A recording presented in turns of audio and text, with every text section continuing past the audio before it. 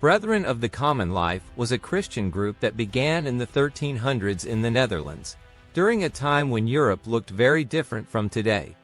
It was founded by a man named Gerard Groot. Before his spiritual change, Groot lived a successful life filled with money, status, and education.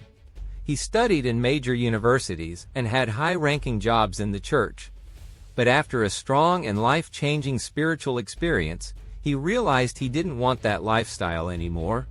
Instead of focusing on success and social power, he decided to dedicate himself to teaching people how to follow Jesus in simple, honest, and meaningful ways. His message was basically, faith isn't supposed to stay inside a church. It should shape how you behave every single day, whether you're working, helping others, talking to people, or making big decisions. People who joined this group didn't take official religious vows like monks did, but they still lived very disciplined and organized lives.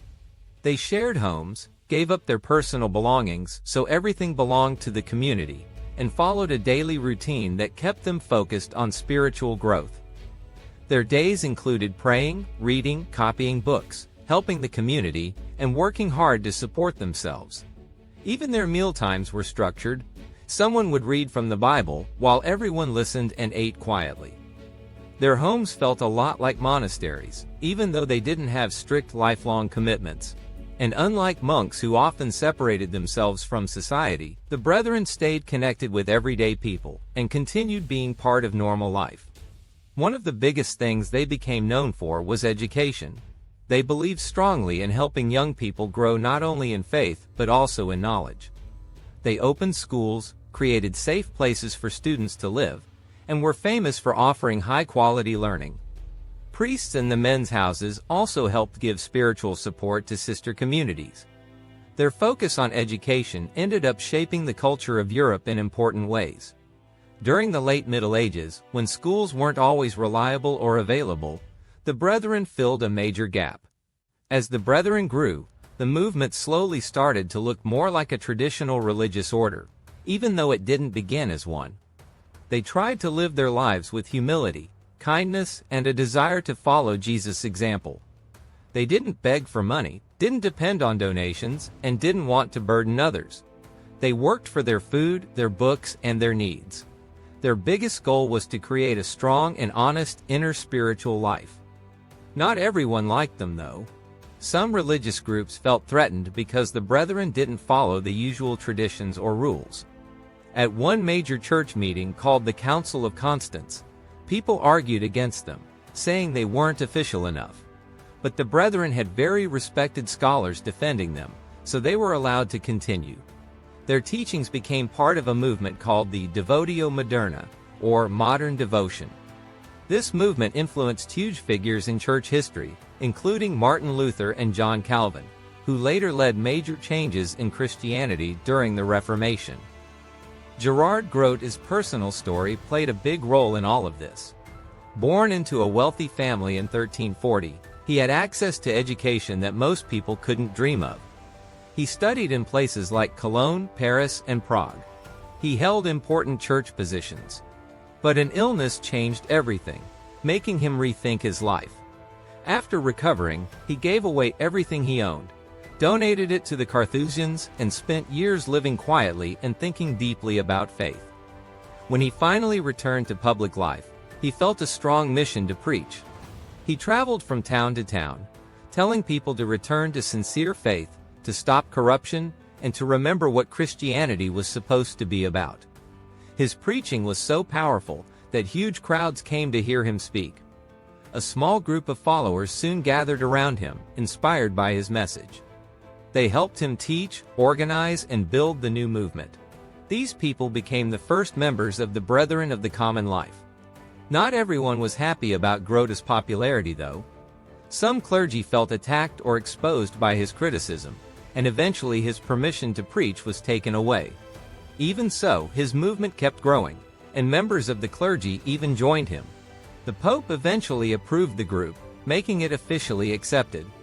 After Groot died in 1384, the leadership moved to Florenz Radwins, a loyal follower. Radwins helped rebuild a religious house in Windesheim, and this place became one of the most important centers for the Brethren. From there, the movement spread even more. Most members of the Brethren were normal people, not priests or monks. They didn't take religious vows, but they still gave their belongings to the community and lived very dedicated lives. They taught in schools, cared for the sick, studied the Bible, copied books by hand, and wrote spiritual texts. Their schools earned a great reputation, and many famous historical figures studied with them. Some of these include Erasmus, one of the most important scholars in history, Thomas à Kempis, who wrote the extremely influential book, The Imitation of Christ, and Nicholas of Cusa, a major Renaissance thinker. Books were extremely important to the Brethren. Before printing presses existed, books had to be copied by hand, which was slow, detailed, and required a lot of focus. The Brethren were excellent at this work, creating clean and careful copies that spread spiritual ideas across Europe. When printing technology arrived, they used it to publish their writings more widely, helping their ideas travel even further. At the time, education in the Netherlands was limited. Many people didn't know Latin, and most ordinary families didn't have access to good schooling. The Brethren helped change that by building excellent schools with skilled teachers, many of whom they brought from other regions. Many important thinkers and church leaders studied with them. Erasmus was probably the most famous. His writings later shaped the way people studied literature, religion, and ancient languages. Even Martin Luther, the man who kick-started the Protestant Reformation, spent time at one of their schools when he was young. The Brethren's ideas spread across Europe mainly through the trade routes of Dutch cities like Deventer and Zwolle. Traders carried books, letters, and knowledge across the region, helping the ideas travel naturally. By the late 1400s, the Brethren had schools all over Germany and the Netherlands. They taught students for free, saying they taught for the love of God alone. Over time, their curriculum expanded from basic reading and writing to more advanced subjects like philosophy, languages, and theology. Some religious orders still didn't like them at first, but the Brethren gained the support of several popes, which gave them protection. As the decades passed, they slowly started to look more like an official religious order, even though they kept many of their original traditions. They also had support from important leaders like Cardinal Nicholas of Cusa, who may have been one of their former students. He protected them from critics and helped support scholars connected to their movement. Because of him and others like him, the Brethren influenced the new learning movements that rose during the Renaissance. As time went on, the Brethren faced challenges.